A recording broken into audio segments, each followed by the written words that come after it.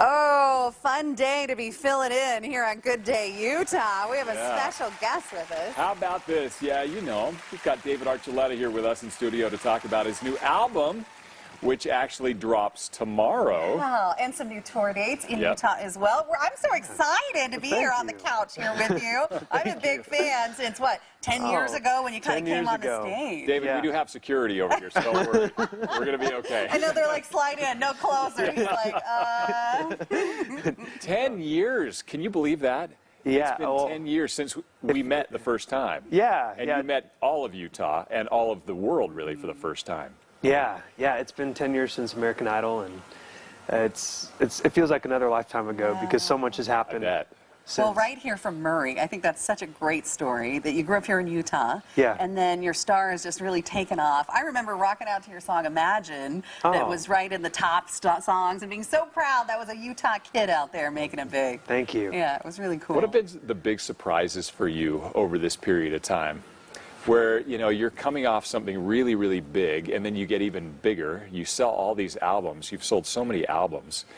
So what are some of the surprises for you in your life in this last decade?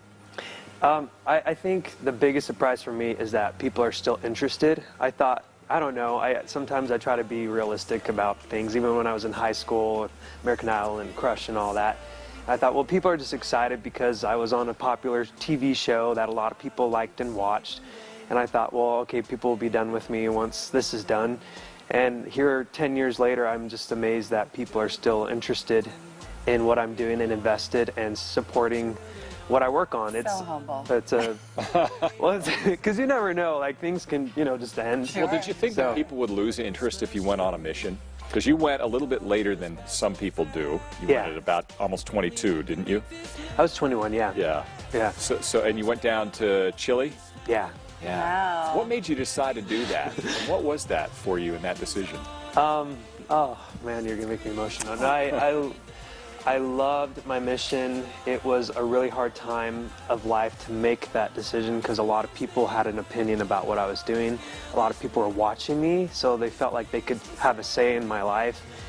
And I had opinions on both sides of both ends of the spectrum, and it was just a time for me to say, well, what does God think? You know, and it gave me a real opportunity to pursue a relationship with Him, and my answer was there's no better place to really get to know what He thinks than on a mission.